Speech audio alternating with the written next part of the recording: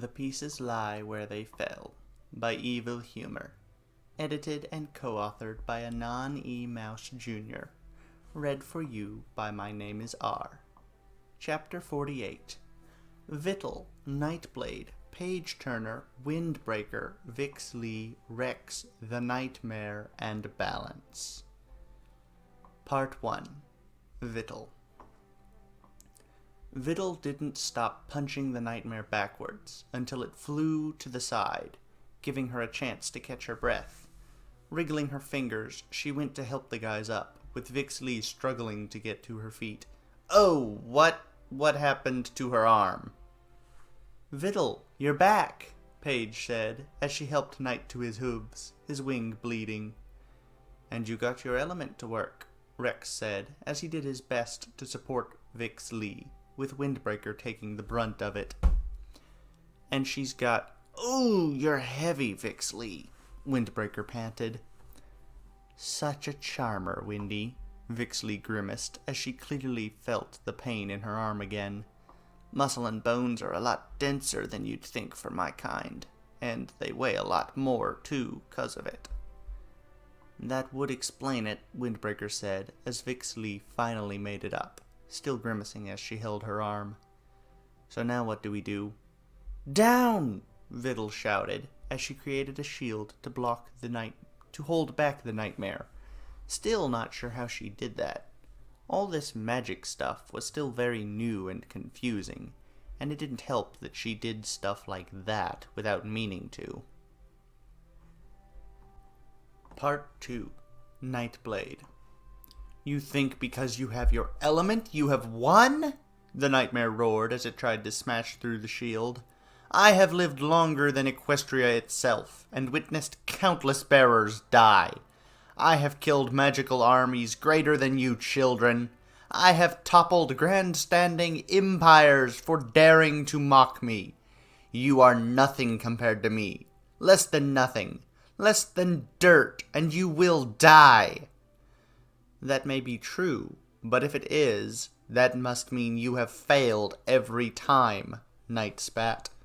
In response, the nightmare howled in rage as it finally managed to crash the shield open. Thankfully, they all scattered to the side safely, with only Vix Lee wobbling. "There is no record of you in any of the histories I have ever read." "Of course not," the nightmare spat back. "I wiped all traces of myself from them. No sense in letting any pony have any chance of knowing what they were facing. Dreams and nightmares are defeated with knowledge. Knowledge is power, and power I alone shall have. If Chrysalis knew how to interpret the nightmares I gave her, she would have made peace with the Lady of the Day, instead of trying to conquer the land.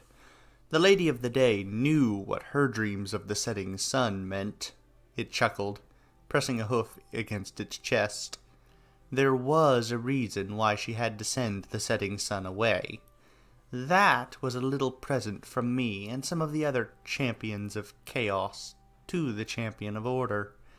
It is a tragedy that the unicorn fled these lands before placing the element on its head, and it only affected a few instead of causing this kingdom to tear itself apart." Part 3. Page Turner. Paige gasped in horror at the nightmare's words. "So it was you who—" she trailed off. "Yes, it was me, and others," the nightmare agreed. "Sadly, your opposite was not among them, but then again, he does tend to go to extremes that make it hard for the rest of my kind to do our duties." The nightmare then threw down a wave of crackling electricity, causing them to dash away again. "Save for me, of course. Nightmares go well with your opposite. He inspires me, and I inspire him." "You're horrid," Paige snarled in disgust. "I am Nightmare," it shouted, the strength of its voice slamming them backwards. "I have known fear intimately and in all its forms. I have seen countless terrors in my tenure of life, witnessed endless abominations from countless pits of Tartarus, and observed the tortures the demons apply to the guilty and sinful. I have encountered things that are so frightening that the merest glimpse would cause a mortal's mind to break from sheer panic, and their heart to explode from the rush of fear that such a view brought on. And I have grown stronger from such a meeting every time. I have helped steer countless back to the righteous path. I've scared untold billions of billions away from their foul designs. I have saved more lives than you could count in all your lifetimes put together. I have crushed my foes, destroyed countless of my opposites in the past. I have driven all who stood against me into oblivion. Part 4. Windbreaker. But as you said, Windbreaker growled as he snapped his wings open to act like a windbreak for the rest of the guys, then beginning to get their footing once more. Knowledge is power, and so is fear. But knowing the fear is the first step to defeating it, he grinned. And it just so happens that part of honesty is facts, or knowledge, which, as you well know, happens to be my department. And while you're telling the truth now, I can tell that you've left out a crucial piece of information. You've overstepped your bounds with what you've done here. Scaring others back onto the straight and narrow way is one thing, but you've been trying to control the world and cut off one of its great powers. And that is a crime against your purpose, I'm willing to bet. "How dare you!" the Nightmare bellowed. "I have held true to my role for longer than your race has existed. I have existed longer than this planet and all the celestial bodies around it. I have traveled throughout the cosmos and kept true to my role and purpose. You are nothing but upstart brats dabbling in things beyond your reckoning." Part 5. Vix Lee. "But we're not the ones throwing a tantrum like a little child when we're called out on what we've done wrong," Vix Lee snarked through the pain, doing what she did best and piss off others until they lost control. "That's you." She was cut off as the Nightmare flung a bolt of power towards her, close enough that it singed her hair. "I will make your suffering especially painful," the Nightmare snarled, as it created a row of jagged spikes that caused her to jump around and jostle her arm. "I will drive every last member of your little family to the slowest and most painful deaths I can imagine. Deaths that will last for thousands of years for every transgression in life, big and small. And you will witness every last second of it." Part 6. Rex. "No you won't," Rex stated calmly, "because you're going to fall, here and now." He had nothing left to throw, but he would not let this creature harm those he considered kin, those he considered his friends. "He's right," Xvital stated. "You may be big and powerful and all that, but at the same time, you're weak. You're predictable. You've lost every time in the past. Your own words. We will defeat you and end the darkness you've brought to this world. And others. You say that again and again, and yet you have nothing," it barked at them. 1/6 of your full power, and you possess powers you do not even understand. Magic. Powers gifted unto you by that worm. If you had even a hint of her true magnificence, you might come close to scratching me, but you have neither that nor time on your side. I might not understand this magic, but you know what?" Xvital said, as she seemed to focus onto something before snapping her eyes open. "I have them."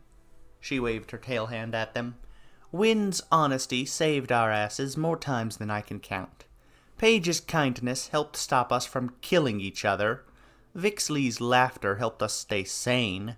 Rex's generosity and selflessness inspired us all during our travels.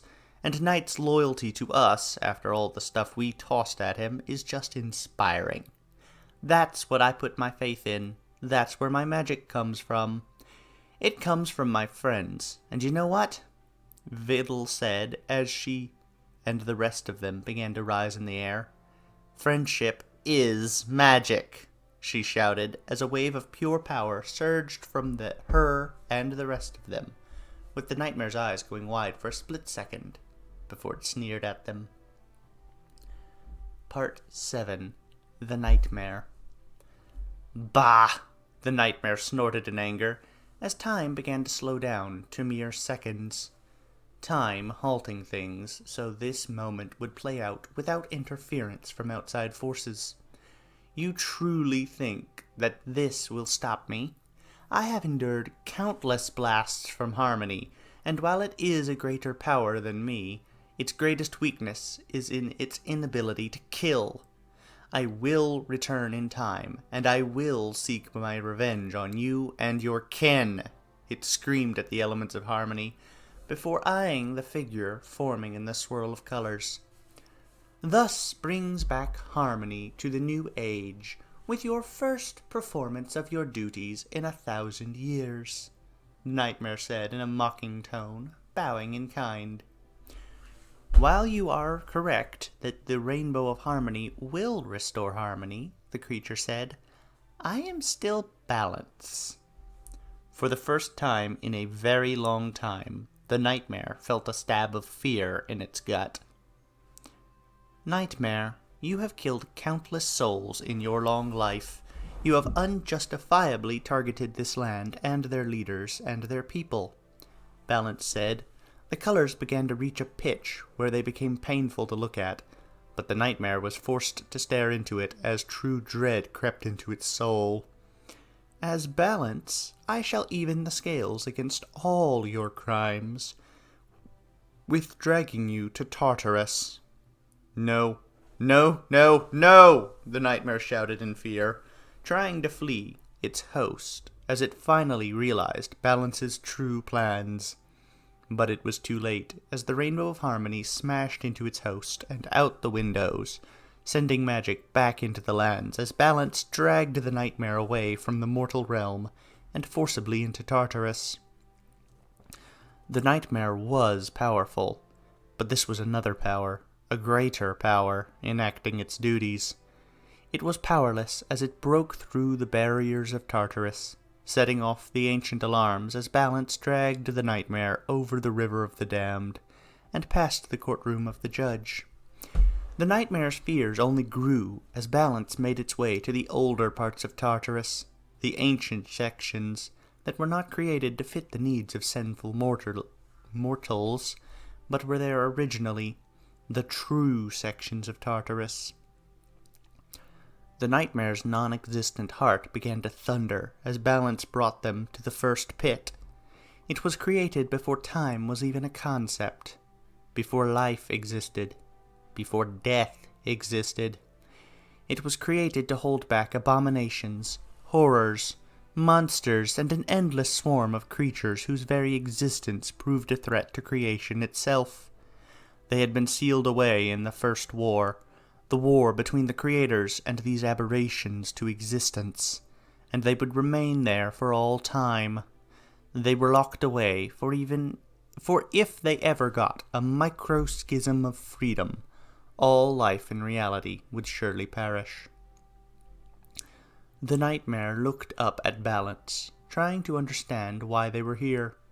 Even the true demons, the ones made by the creators to staff this realm, did not travel here willingly, and this was not something the Nightmare would inflict on its worst foe. Nightmare, Balance said, with ringing bells and trumpets blowing in its voice.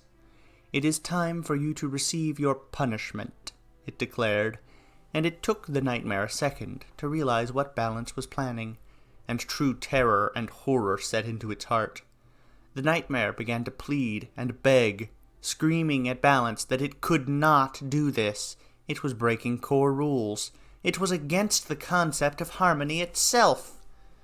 Its pleas fell on deaf ears as Balance used its power to reach into the Nightmare and pull its soul away from its power, separating the being that had been the Nightmare for countless eons from all its power. Balance released the power, allowing it to go back to Death, its true master, while holding the soul over the pit. The being that had been the nightmare looked up in complete soul terror, and then screamed as Balance dropped it into the center of the pit, screamed as its soul fell into the midst of the monsters, creatures, and abominations, all hungry for something of reality. The soul would be screaming until time ended, for there was no time in the pit. There was no death in the pit. There was to be only endless suffering for the soul that was once Nightmare, and every moment would be spent screaming in fear. Part 8. Balance.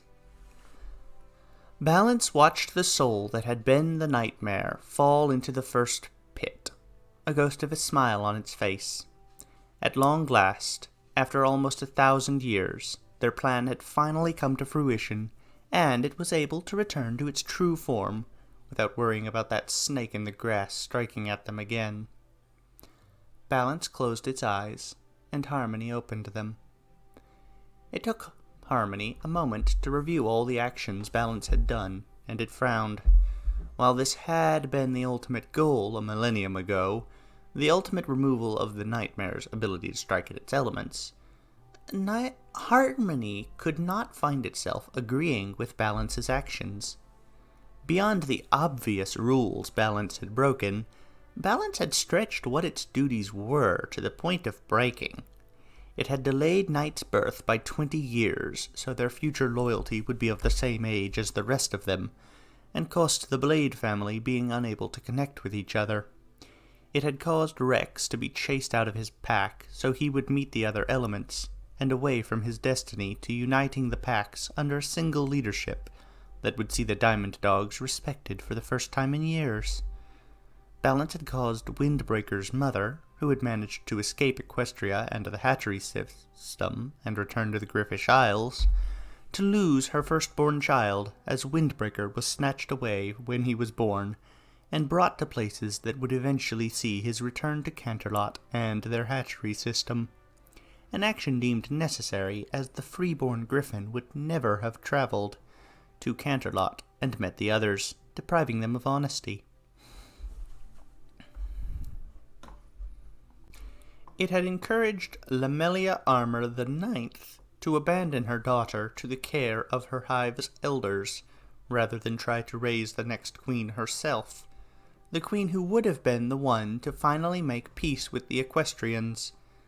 Balance had caused many sleepless nights to create tension in Vixley's family, finally driving the would-have-been shipmistress of all the Minos Islands kingdom from that fate and into one of being its elements. Balance had spoken to Chantico multiple times in many guises to alert her of Vital's true nature, and then took over her to force Vital's departure from her wedding day, to ensure that the would-have-been queen was back into her thieving habits, and would seek to rob Canterlot one day. Balance had helped Sharp Point find the bearers as a means to give Knight a true chance to connect to his element, as well as undo the harm Balance had created when it had delayed Knight's birth. Balance had chosen these 6 due to the fact they would be very unlikely to succeed, gambling that the Nightmare would take the captains as much more serious threats and move harder against them than the current bearers. Balance had helped countless crimes and murders to ensure that it was able to guide the bearers in subtle ways that the former Nightmare could not detect. Balance had affected the bonds of time between the worlds by bargaining with time, though Harmony could tell those were even now being repaired, allowing time to flow evenly on both sides once more. Balance had stained itself so it would be able to defeat the former Nightmare, and Balance had done worse than kill the former Nightmare. No being deserved that torment, and there was no way to rescue the former Nightmare without risking all of creation and reality. Harmony closed its eyes and bowed its head in sorrow for what Balance had done, and to its surprise, Harmony found that balance had changed itself. Harmony found itself a tiny bit happy that the former nightmare was suffering unimaginably and forever. Harmony reached deeper, and to its horror, it found that balance had left a gift into what Harmony was, and would now forever be. Balance had given Harmony the ability to kill. Harmony was aware that the Guardians of Tartarus were approaching, and that the Masters, Lords, and Ladies of Tartarus would demand answers, and decided it would not be here to answer them. Harmony left the realm of Tartarus and went back to the realm of mortals. The next second then passed. Part 9. Xvital. Xvital was able to see a massive rainbow explode out from her hands, slamming into the nightmare. The rainbow smashed through the glass windows and surged down the castle and city, with magic surging in the lands as it was finally allowed to return to the world. Wow, Xvital breathed as she slumped down on the ground after the magic holding her up faded away, breathing in the air that was blowing into the room from the broken windows. That was an incredible rainbow. A viable rainbow of harmony, I suppose, Rex muttered as he got to his feet. Pause. With how the nightmare called it, and how it healed things. You can say that again, Vixley laughed as she got to her hooves, spinning her hammers that Xvital could have sworn were broken before. Got my hammers back! She then flexed her right arm and smacked the bicep. And my arm's all good. Then she caught something out of the corner of her eye and rushed over, scooping an object out of the debris. And so's my lizard! He wasn't intended for this sort of thing, so I'm really glad he's okay. Windbreaker chuckled at her reaction from where he was laying. One of these days you will have to tell us why you really have that with you, he said. Then his eyes turned to Nightblade as the other stallion shifted and rose into the air with a smile of his own. My wing is good too, the Nux pony reported from above, before tracing a hoof across his face. My eye is still scarred up, though, he added, with a bit of confusion in his voice. Good, said Paige as she flew into the air and tackled him to the ground. Makes you look rugged, she said, in a husky tone of all things. Misa likes. The librarian then kissed him forcefully on the lips, as Knight's eyes bulged in surprise, before he began to kiss back. Woo-hoo! Vixley shouted as she slapped Wind on the back, causing the griffin to yelp as he was sent tumbling forwards into the couple, who let out squawks of surprise before they turned to glare at the Minotaur. Oops. Graceful as always, Vixley, Wind grumbled as he pushed himself upwards before he started to laugh. Guys, I can't believe we actually did it! That got Xvital to start laughing, which caused everyone else to join in. We actually did it! We saved the day, stopped the baddie, and we rescued the king! She trailed off as she looked towards the earth pony, who had yet to move. She then jumped as the doors to the room were suddenly sent flying out of their frame to crash down below as the 6 captains of Equestria stormed into the room, each of them narrowing their eyes at them. Behind them came squads of each division of the guards. Judging by their armor, they were elites and champions, with a number of doctors even further behind, and there was a Pegasus flying around with a camera pointed straight at them. Guys, Xvital said as she backed up a tiny bit into her friends. I think we might still be in trouble. Your Majesty, Gentle Step said as she stepped forwards. Are you well? Xvital turned her head to see that the king was starting to stir, standing up on shaky legs. Yes, I am, he said, as he stood upright, shaking his head before turning to face them. As well as free from that monster's control, thanks to them. That caused the camera pony to gasp, and then snap a picture of them, with everyone wincing from the bright flash. Come, Captain Step, Captain Gaze. We have much work to do to set matters right. Captain Lulamoon, take care of our heroes. Captain Sun, assist Captain Surprise in securing the perimeters and make sure that creature does not return. Captain Wall, ensure that the public is calm after that rainbow explosion and the inane edicts and decisions the creature ordered when it controlled me.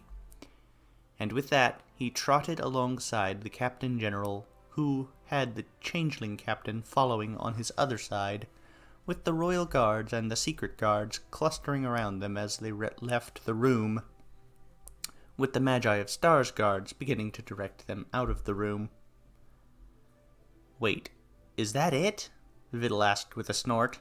We saved the world, and we don't get so much as a... Xvital! That was all the warning she got before Tizok bounded up to her, pulling her into a deep hug before kissing her on the lips, causing her to melt on the spot. She could hear people cheering and snickering at her, but forget them. This was her Tizzy kissing her. Finally, he broke off the kiss, leaving her flushed in the face, and her blush grew as the Pegasus began to take more pictures of her at this moment.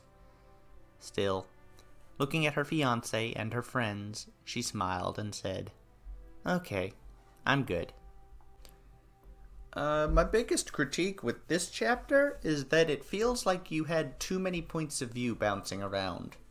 Most of them didn't have anything specifically from their mind. It was stuff that could have been done from anyone's point of view. I can see how you had each one as they were talking, but I guess it's a personal decision. Anyway, that was the last chapter. There is still the epilogue, which should be up momentarily. Thank you for listening. Make sure to hang around for the epilogue. It's probably important. Goodbye, everyone.